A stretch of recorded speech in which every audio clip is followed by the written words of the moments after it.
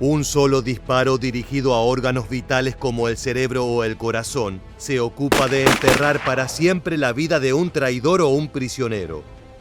Durante la Segunda Guerra Mundial, esta acción fue particularmente estudiada, ya que quedaron registros fílmicos de muchos de estos acontecimientos. En el video de hoy volveremos a aventurarnos en algunos de los fusilamientos más espectaculares sucedidos durante esta contienda. Advertimos a los espectadores más impresionables que vean este video en compañía. A diferencia de los condenados a muerte que están por conocer, ustedes pueden elegir estar acompañados al momento de enfrentarse al capítulo de hoy. Sin más preámbulos, les damos la bienvenida una vez más a Historia Militar. En el sombrío escenario de la cantera puzzolana de Sant'Angelo in Formis, el 30 de abril de 1944 se desplegó un episodio de sacrificio y coraje protagonizado por 4 voluntarios de la República Social Italiana. Franco Aschieri, intrépido paracaidista romano del X+, Ídolo Natale Palese, oriundo de Cavaletto d'Ocre, Mario Tappoliti Imperi, estudiante de medicina con raíces en Roma, y Vincenzo Tedesco, proveniente de Nápoles, encararon su encuentro con la muerte con una valentía indomable y una serenidad digna de admiración incluso para sus enemigos. Los capturados eran parte de una espectacular fuerza de combate italiana. La X Flotilla Más era la unidad submarinista italiana. Emergida desde las profundidades del Mediterráneo, era una fuerza temeraria que cambiaría el curso de la historia naval europea. Fundada en 1939, esta élite de submarinistas se ganó su renombre por llevar a cabo misiones audaces y operaciones de incursión enemiga. Estaba equipada con los revolucionarios maiali, que quiere decir cerdos en italiano, que eran pequeños submarinos humanos de ataque. Para que puedas visualizarlo, te contamos que los hombres de la X Flotilla Más se sumergían en las aguas hostiles como si fueran torpedos humanos y atacaban al enemigo con determinación férrea. Su momento cumbre llegó en diciembre de 1941, cuando lograron infiltrarse en el puerto de Alejandría y hundir 2 acorazados británicos, la HMS Valiant y la HMS Queen Elizabeth. Este acto de valentía y precisión táctica sorprendió al mundo y consolidó la reputación de la X Flotilla Más como una fuerza a la que había que temer cuando se estaba flotando en el mar. Pero su legado no se limita a hazañas épicas. Los hombres de la X Flotilla Más se destacaron por su entrenamiento riguroso y su dedicación a la patria. Cada submarinista era un guerrero acuático, capaz de deslizarse sigilosamente bajo las olas para cumplir misiones secretas y desafiar a un enemigo superior en número y poder, así como para realizar misiones de reconocimiento y rescate.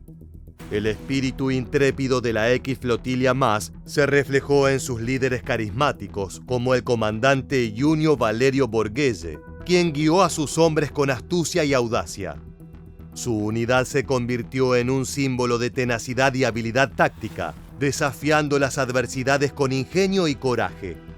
Quizás por esta impronta, muchos de los hombres que conformaban este cuerpo naval eran rebeldes y osados, llegando al punto de dar su vida de forma honorable por la causa y para mantener la reputación de la flota.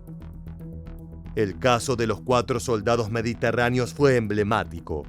Esos muchachos italianos fueron capturados por las milicias británicas luego de ser descubiertos cuando intentaban llevar adelante una misión de espionaje.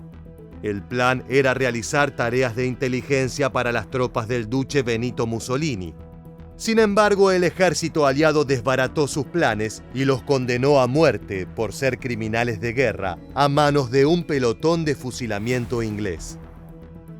Mientras avanzaban hacia su destino final, entonaron los himnos patrios de su nación que resonaron en el aire, ganándose el respeto incluso de los oficiales y soldados aliados encargados de supervisar su ejecución. Ante sus verdugos, los italianos rechazaron vendar sus ojos y solicitaron encender un último cigarrillo. En las imágenes que veremos a continuación, podrán apreciar al soldado Vincenzo Tedesco con un temple de acero. El hombre parece estar bromeando en medio de una conversación con amigos, cuando en realidad está ultimando los detalles de su muerte con quienes serán posteriormente sus asesinos.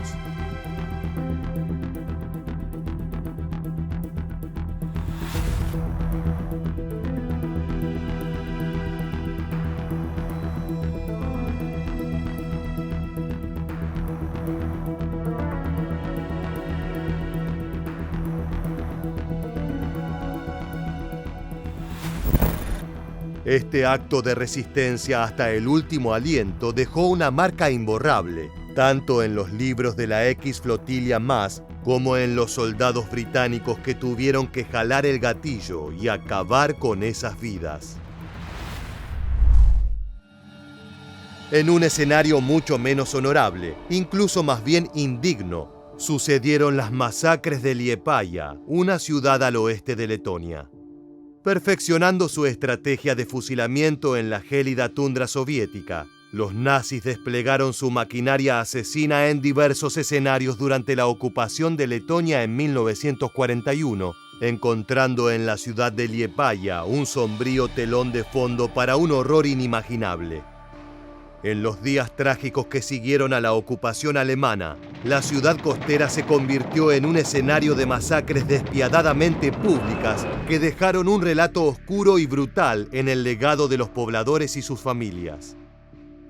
Los Einsatzgruppen, unas unidades paramilitares de las SS que tenían como propósito aniquilar la mayor cantidad de judíos de las formas más escabrosas posibles, cometieron una de las atrocidades más impactantes de la Segunda Guerra Mundial. Acompañadas por fuerzas auxiliares de policía y milicias letonas, protagonizaron la ejecución de aproximadamente 5.000 hombres, mujeres y niños judíos. Pero la matanza no se detuvo allí. También asesinaron a 100 romaníes, 30 enfermos mentales y algunos civiles insubordinados. A diferencia de otros horrores del Holocausto letón, estos salvajes actos se llevaron a cabo a plena luz del día, en lugares abiertos, con la idea de aleccionar e infundir el terror en los pueblos bálticos. Los nazis querían dejar establecido que ellos eran los dueños de la tierra, aunque costara ríos de sangre.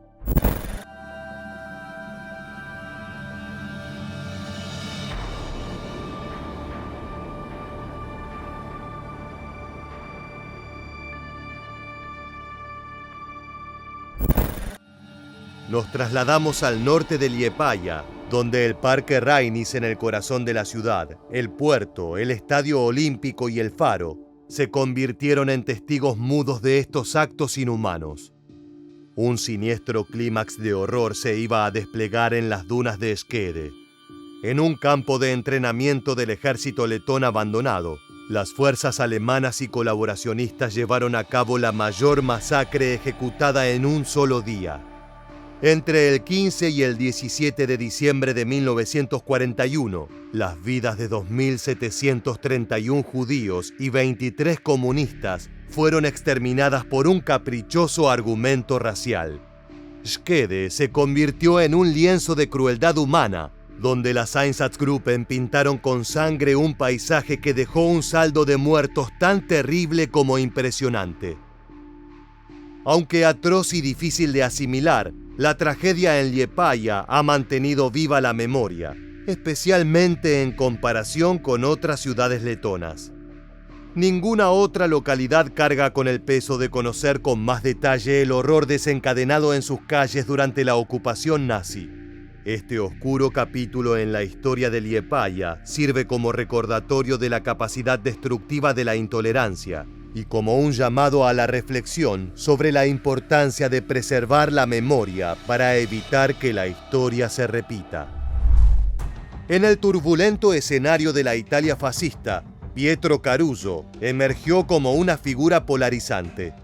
Nacido en 1908, este hombre de origen modesto escaló rápidamente las filas del régimen de Benito Mussolini gracias a su dedicación fanática al partido y su servicio como jefe de la policía secreta en Roma.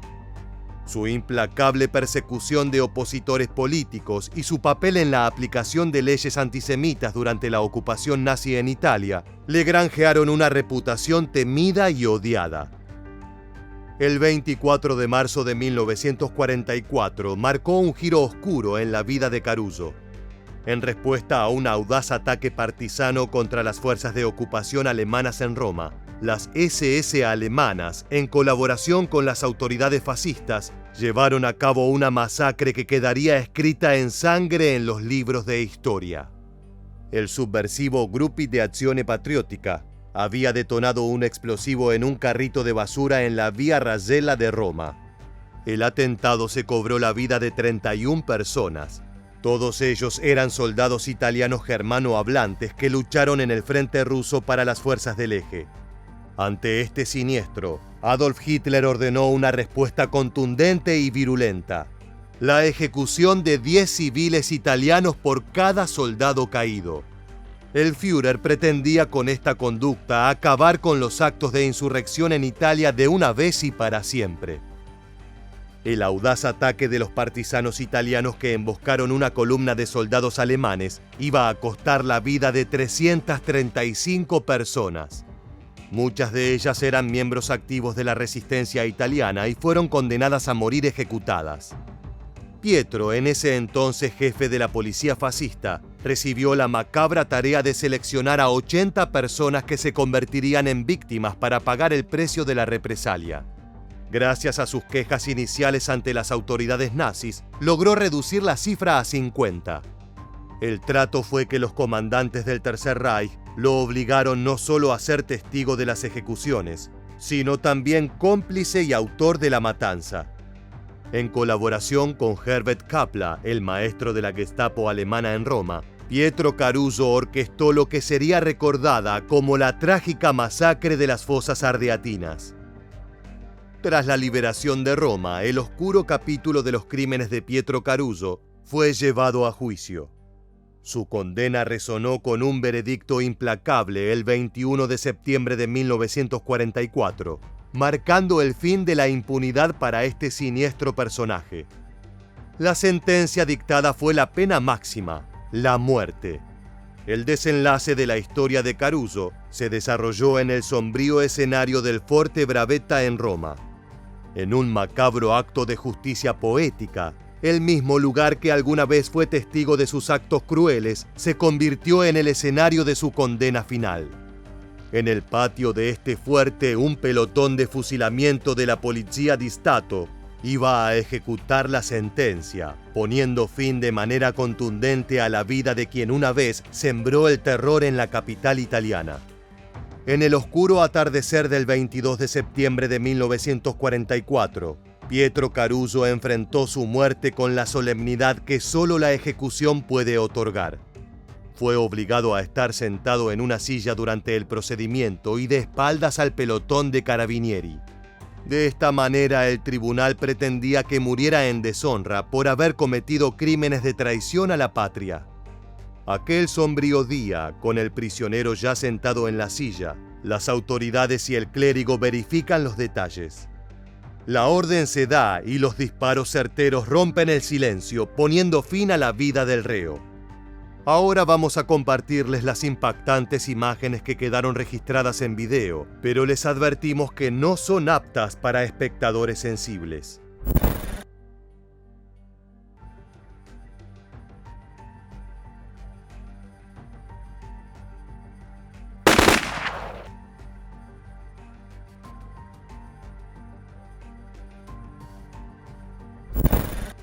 La ejecución de Caruso no solo representó el castigo por sus numerosos crímenes, sino que también simbolizó un momento de justicia restauradora para aquellos que habían sufrido bajo su mando.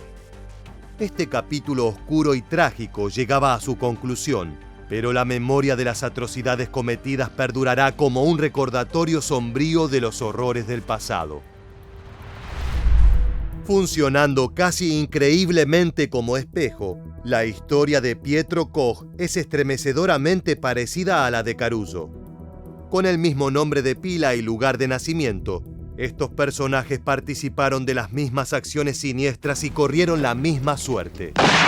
Nacido en Italia en 1904, Koch se unió a las filas de la República Social Italiana, el régimen fascista de Benito Mussolini, durante los convulsos años de la guerra.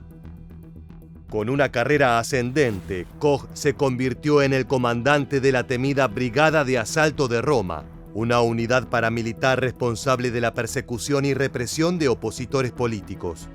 Sin embargo, su camino hacia la infamia se consolidó con su papel en la masacre de las fosas ardeatinas, al igual que el de Caruso.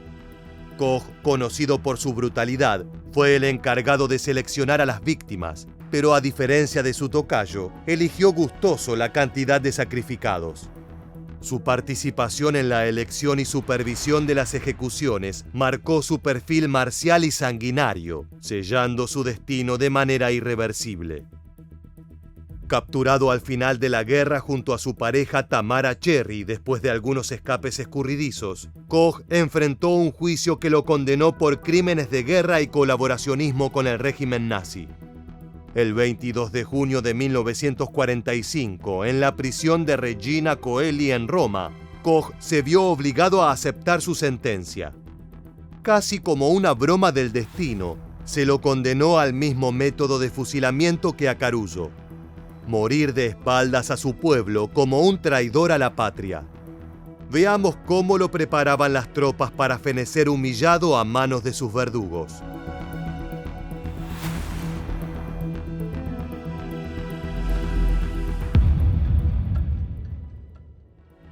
Pietro Koch, una figura emblemática de la crueldad fascista, dejó tras de sí un legado de horror y brutalidad.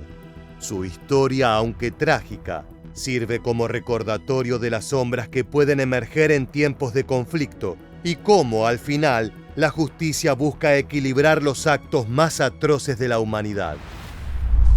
En el crepúsculo de la Segunda Guerra Mundial, el destino de uno de los líderes más infames del siglo XX llegó a un punto culminante. Benito Mussolini, el arquitecto del fascismo italiano, cayó en desgracia y su vida llegó a un final abrupto que marcó el cierre de una era turbulenta. El 28 de abril de 1945, Mussolini y su amante, Clara Petacci, fueron capturados por partisanos italianos mientras intentaban huir hacia Suiza. Con sus rostros marcados por la derrota, fueron detenidos en el norte de Italia, cerca del lago Como.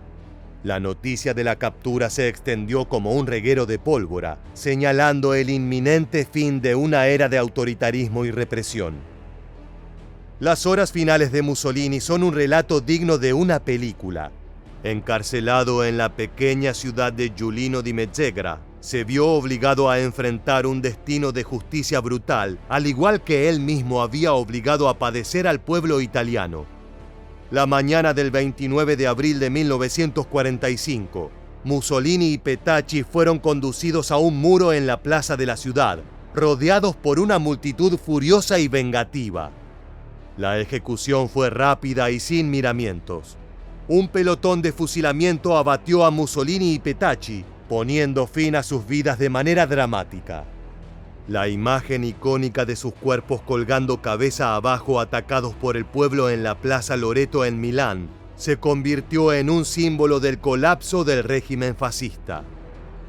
Veamos el metraje que habla por sí solo. The bodies of the ex-dictator, his mistress and fellow fascists were left lying in the square, and the enraged Italians took the opportunity of kicking them and flinging rubbish on them.